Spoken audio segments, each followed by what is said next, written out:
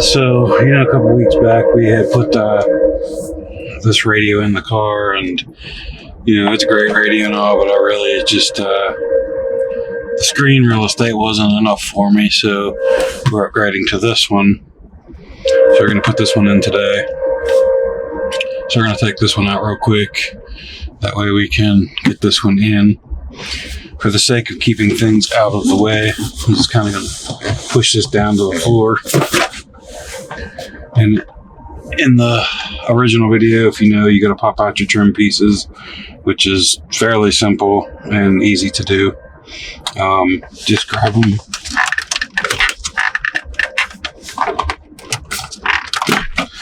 Grab them here. And just pull them straight out. Like so. It's the same as the old one. Oh, since you're all here, might as well watch it again. Then we're going to take out this one.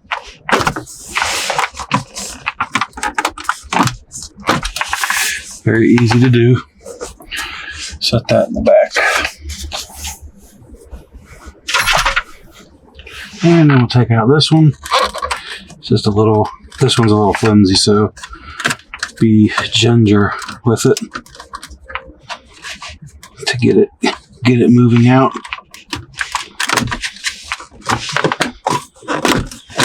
Your vent will come out with it.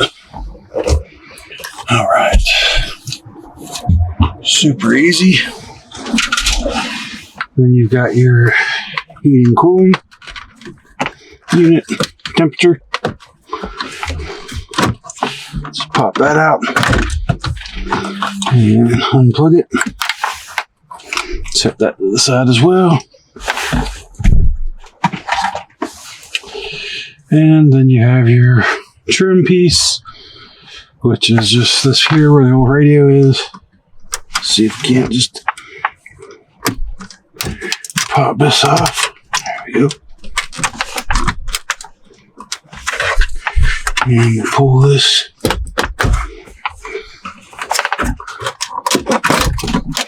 Pull that right there. Not really trying to be a ginger, just trying to get it out. Unplug our airbag sensor. And we'll just go ahead and set that right up top. Of course, then you have the stereo itself. Nothing fancy. You're going to use your 10mm socket here and take out these bolts.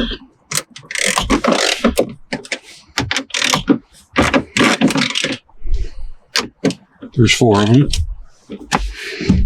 And even if this was the factory radio, it's still 4. And we'll take that and set that to the side. And get our bolts out.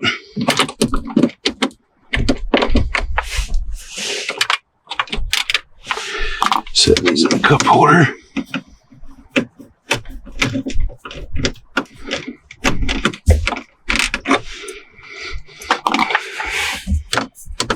Pretty painless process.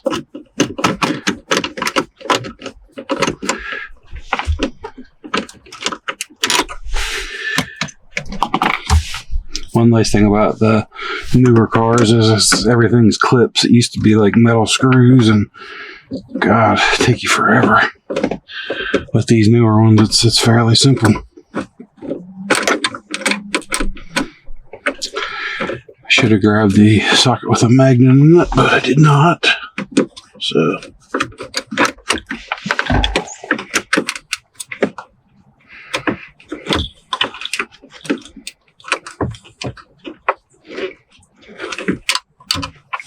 there we go.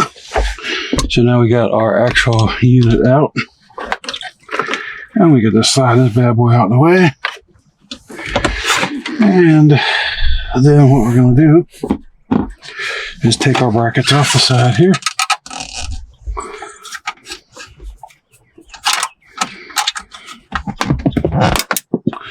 Oops, didn't mean to do that. I'm going to have to fish that bolt screw.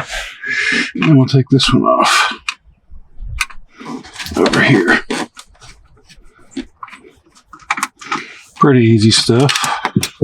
Apparently I'm going to drop all the bolts and screws today. So there's that. So now we have the basic radio out of the car. And I'm going to disconnect this cable, which is our reverse cable here.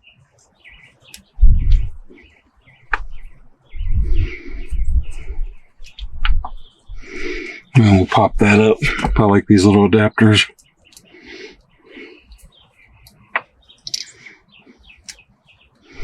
And we're just going to spin that because we're going to use this wire again on the new radio.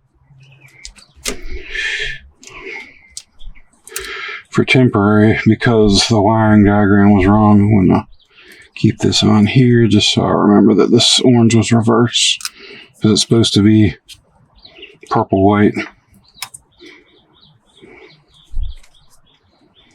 But the diagram was wrong on the initial install, so just to keep me straight,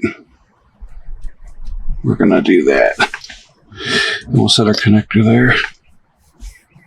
And go let me find my... We got this Maestro RR2. Get these to go in here. And I've already programmed this. If you don't know how that works, you can feel free to watch the video on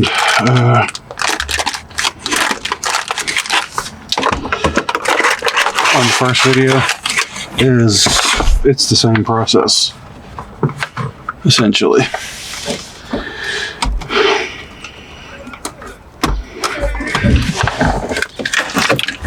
So we're going to pull all this mess out here, because this is for our Maestro unit. And essentially,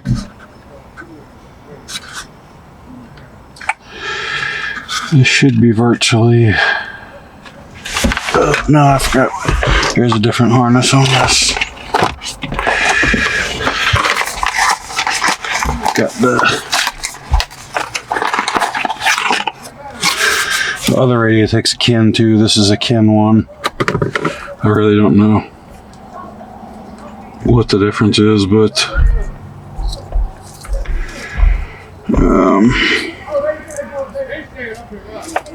that is what it gets.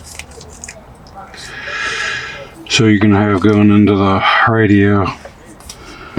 So I guess the easiest thing to do at this point would be to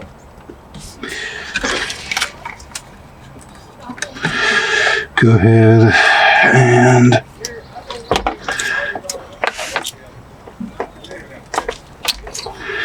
disconnect this harness here.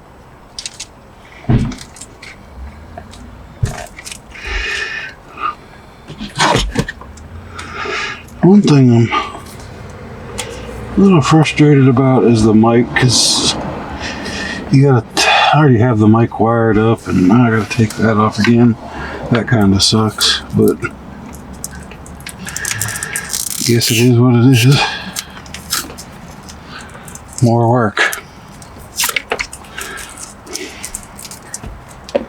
So I'm gonna disconnect that USB, because that's gonna go there. This is the iData link cable. So we can pop that out, because that's probably going to be the same cable. Then we have our antenna cable, and yes, this is what I was looking for. I'm going to use this old mic. It's the same mic on the new radio, so we don't need to do anything with it. In the sense of no need to unhook it.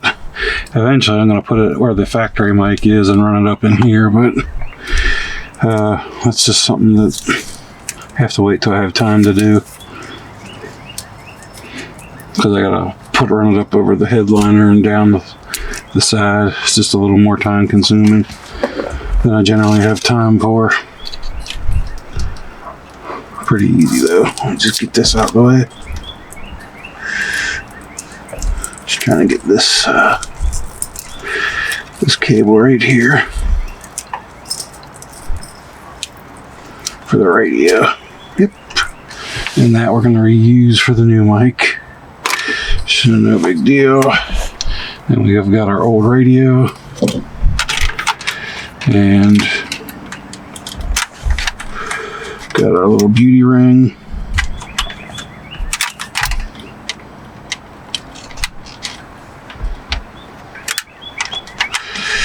And that's going to go back to Crutchfield because just really wanted something bigger, I guess. So that's the old one.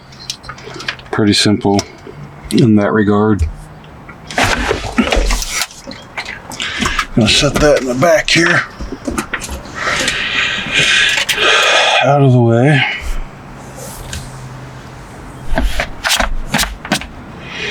And this one,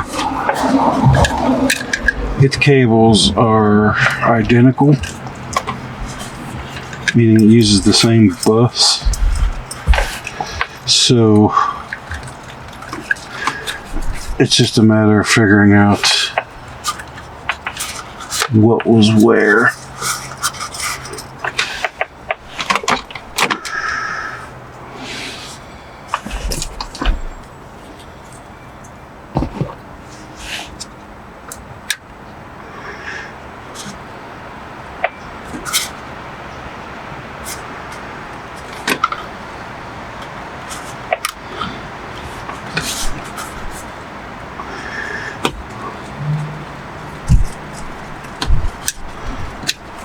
I've never used this particular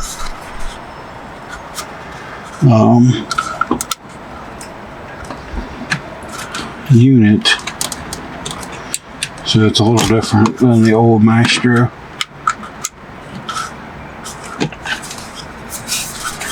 But either way, I'll get it in there working.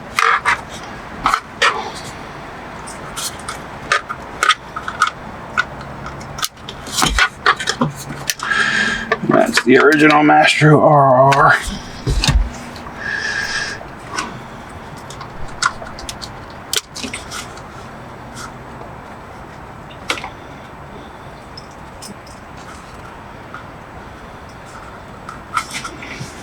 Here.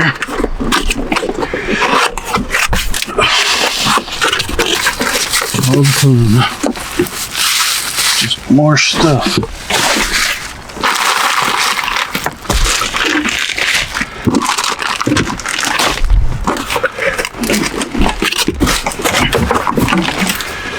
So this is going to be the display unit. So I'm just going to pop this thing out.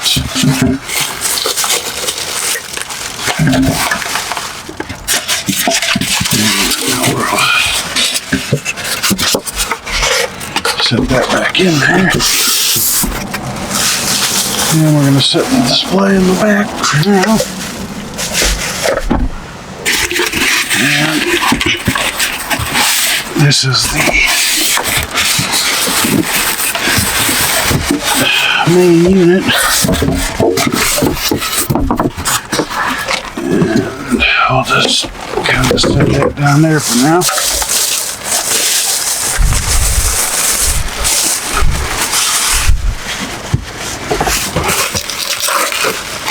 Get our unit out here.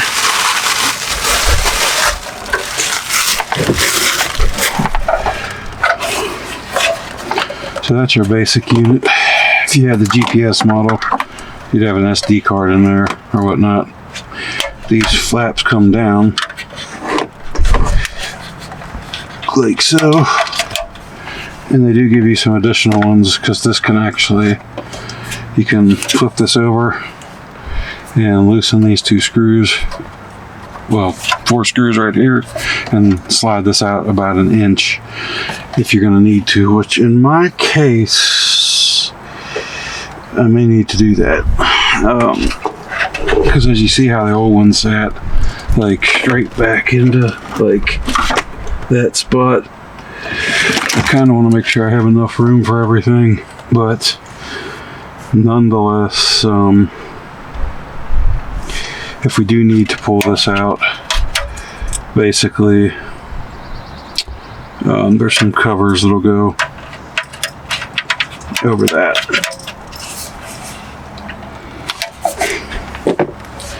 And this is the kenwood harness, which will go into our radio.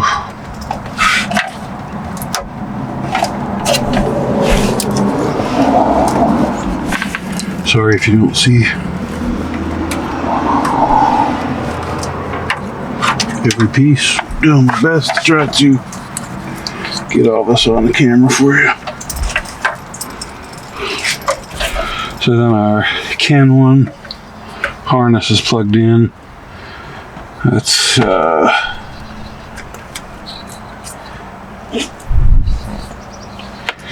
it's our USB and all that. So somewhere where here it is, over here. That's going to plug directly into that, and third view camera, front view camera, video out, video in, and this is for our factory rear view camera right here, which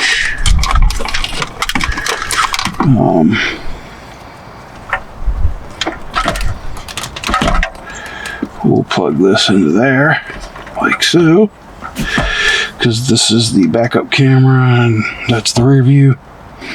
So that's just how that works. Pretty simple. On the back of the radio here also we have the data link cable, which is this. I'm gonna plug that bad boy in there, and then we'll pop this cover up.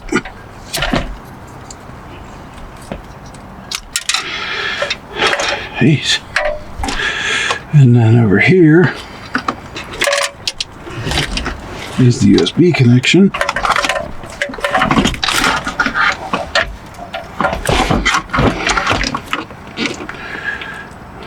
Where my USB go? USB. Alright. So now we got the USB hooked up.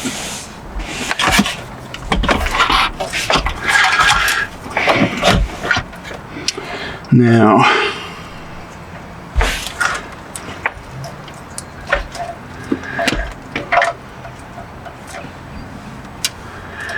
we gotta find,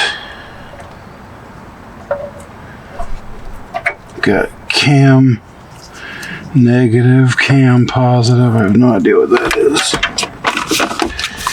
Also got to add this, which is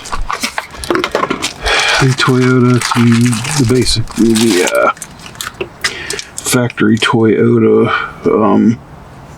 satellite to the aftermarket. So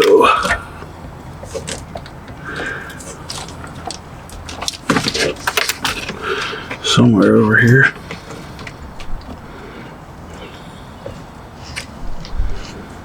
I think there's another one somewhere.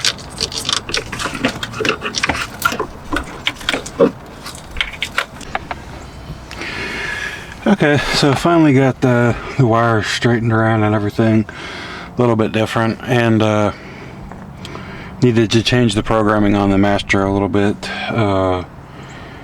for this vehicle, but nonetheless everything's hooked up now. Up a little bit.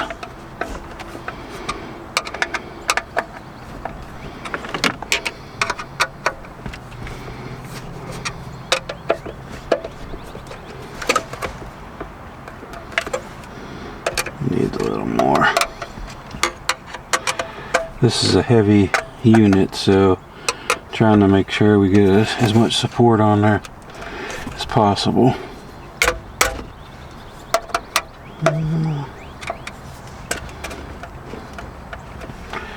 I think that ought to do it.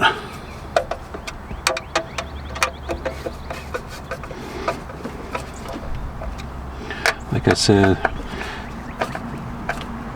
on the old unit I just had 1 or 2 screws in there. On this one I've got as many as I can get because it's a heavy unit. Not this part, but the screen is heavy. There we go. And that will just feed on it. Mess back up in there.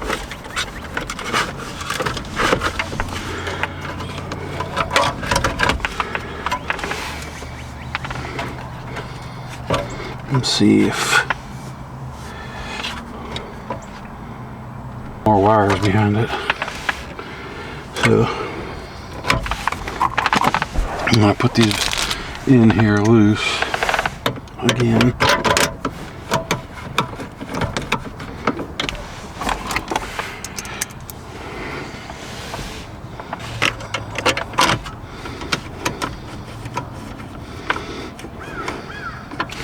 Gonna make them snug enough to the point where, you know, it'll support the weight of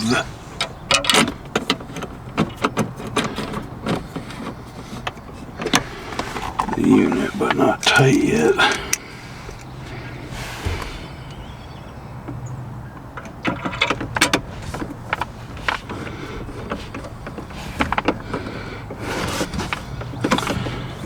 And these are 10 millimeter bolts. If you take on this task. Alright, so we got our bolts and everything. And now what I got to do is see this piece here, because it's going to rest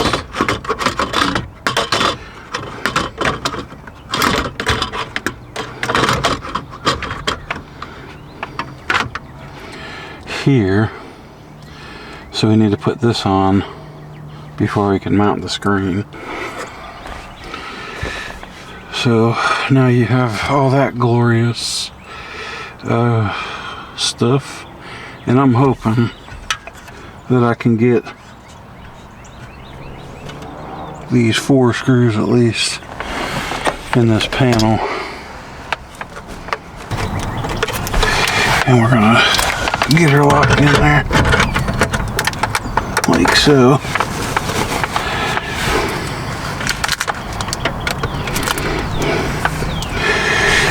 And before I go any further with that, because I know I've got this thing here,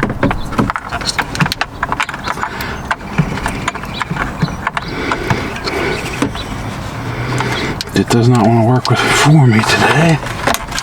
Whatever.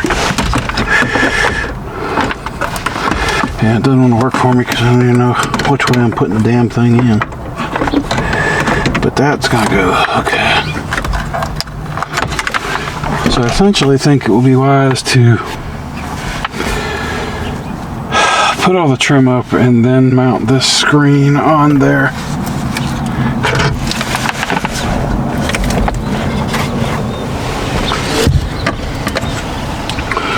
Because I think once everything's in there, I don't think I'll be able to get.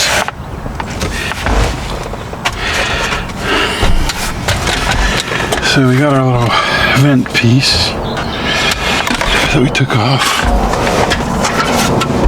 and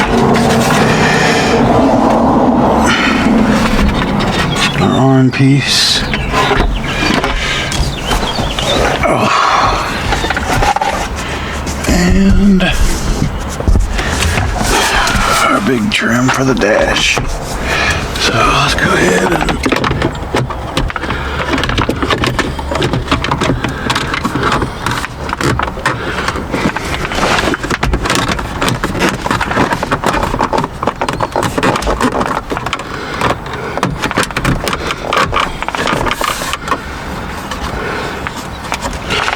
I do it every time I take this thing out. I forget to put this thing on first, and I just plugged it in and took it out again. Just goes to show you.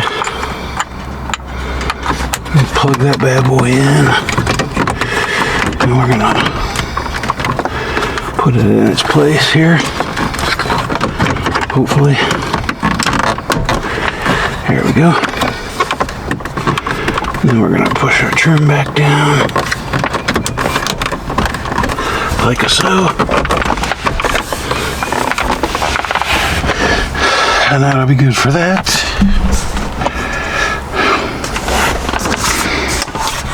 And we have our other dash piece. Which this one was always kind of a pain to me, but alright. So now we have that on there. Let's get our final trim piece back in position.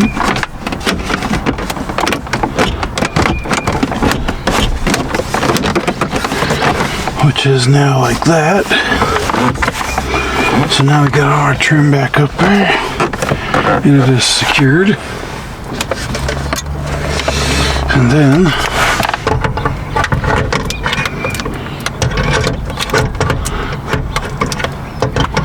we're gonna fit the touch screen on there. And I could raise this up a little bit, but I don't want to, simply for the fact that I don't want to really block my vents. But I mean, I guess let's see where it would generally be sitting.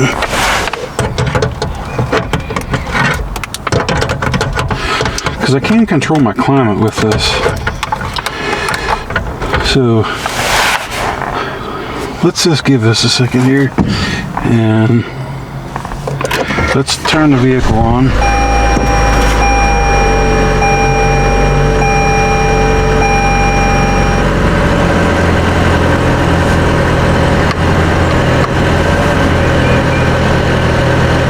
Oh, it won't work without this.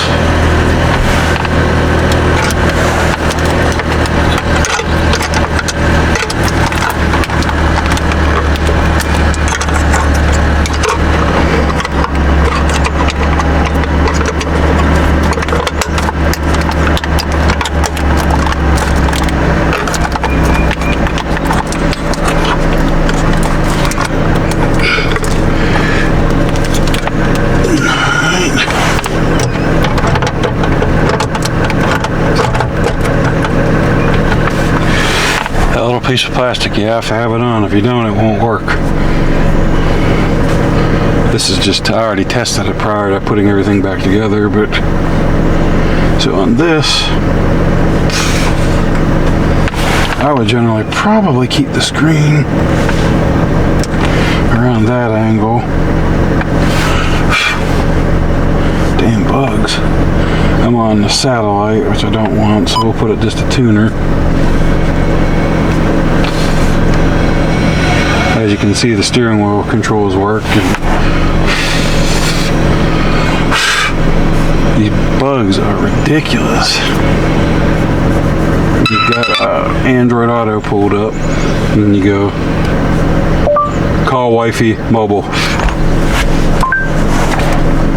Calling wifey. So the speakers go out. These, I don't know what kind of bugs these are, but they are freaking relentless.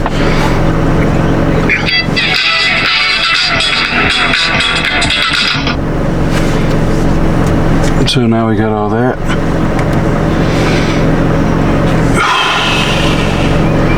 We got our rear camera on there, which when we put it in reverse, you get your lines.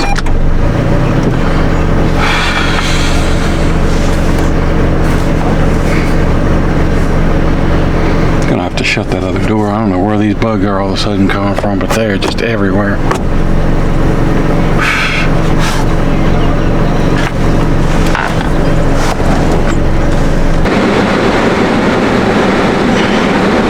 You got all your stuff, your voice command and everything. Unmuting voice writing. But probably turn this air up a little now. Them bugs are killing me. So this is wireless Android Auto, yada yada. So you see how the speaker is, and it's kind of covering my thing. But the nice thing about this unit is, so we're gonna go ahead and turn this off. And then there's some screws on the side here. Gonna go ahead and put this cover back on so we don't scratch it. And you got 4 total screws, 2 on each side. And what this is gonna allow us to do, might make me take them out a little more. Hopefully I ain't got to take them out all the way. It should just be, was hoping it would just be a, like on a slide that it pressed against, but might not be.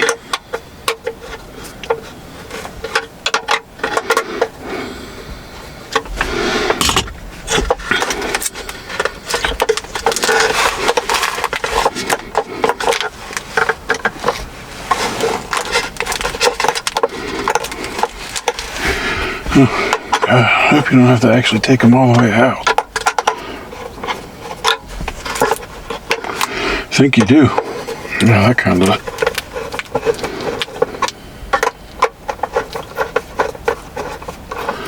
So now, yep, you sure do got to take them all the way out.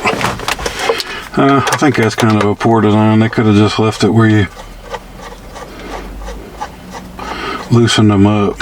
I don't really see a need to have all these screws all the way out, but I'm guessing it's not just a adjustment with tightness.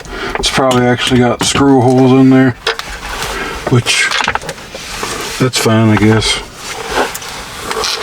Let's see what kind of adjustment we can get out of this. I only need just a little bit, so I don't want to go overboard.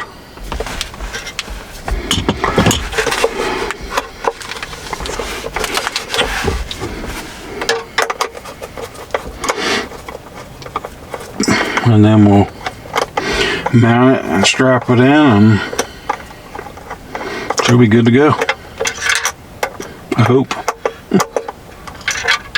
Here they've got Loctite on them, and basically we're going to put 2 screws in the top, and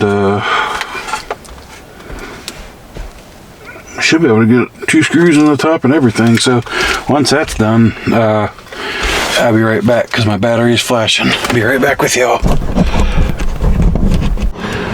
All right, so I went ahead and I got it actually attached to the car now. So the screen is actually attached. I'm gonna go ahead and take this plastic crap off. It's like one thing about working on car stereos is when you got to get up in the mix of it, they do not leave much space.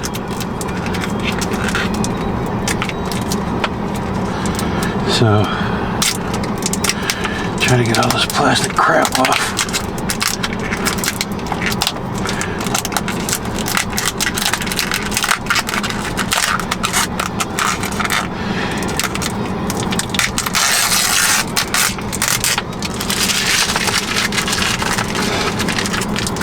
It's a pretty unit though. I'm glad I went with it. Like I said, it was about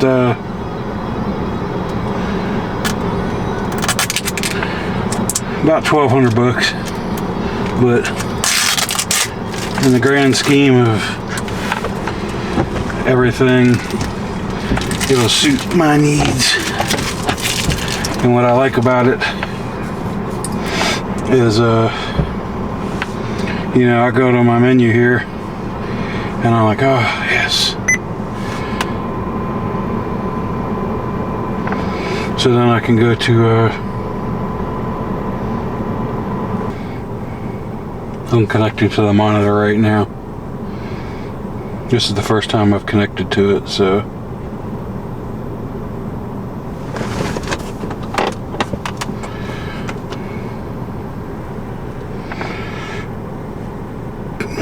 Now the one thing on this that for safety, you have to have the parking brake on. You can bypass that. I did not at this time do that. I don't intend to necessarily watch it while I am driving, if you will, but now I have the ability where I can go on here, get rid of these tips, and mirror my phone screen. Oops. Like, screen mirroring is a nice option to have. So, when I go to my Google, and I can go to YouTube, and I don't think I have Wi-Fi on. There we go.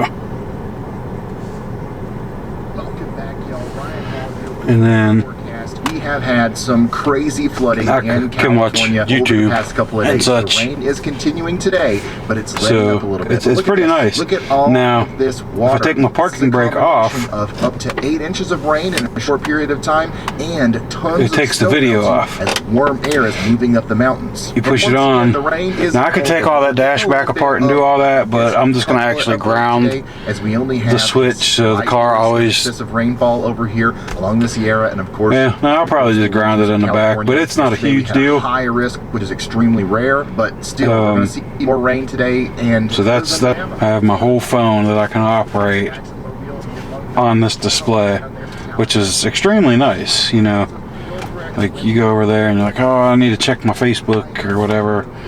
You go right to your Facebook. Of course, I'm not logged in.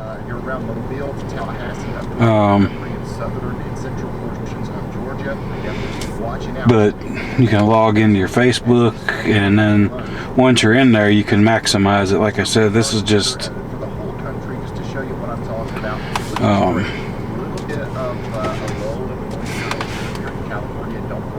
just giving you some examples in all your menus and whatnot. This unit also has the ability for radar detectors and all that, which I probably should have, but I don't. But nonetheless, you can do any of that with there. Gauges, as you can see right now, you got 2 sets of gauges you could do, P1 and P2. So give you your braking, your miles per hour, your speed, air intake temperature. You can check all that stuff from right there, which is a fairly nice feature to have.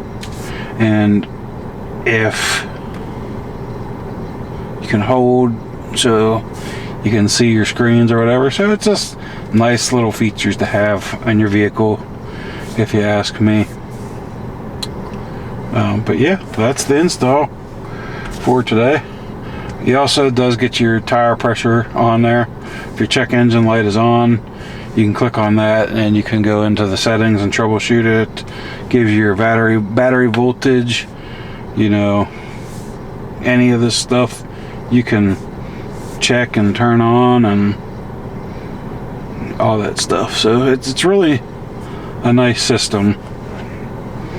It is pricey, but sometimes you pay for things that are nice. But yeah, that's the video, guys. If you have any questions, put them in the comments below, and I will be happy to answer them. Thank you all for being such a wonderful part of the channel. We'll see you on the next one.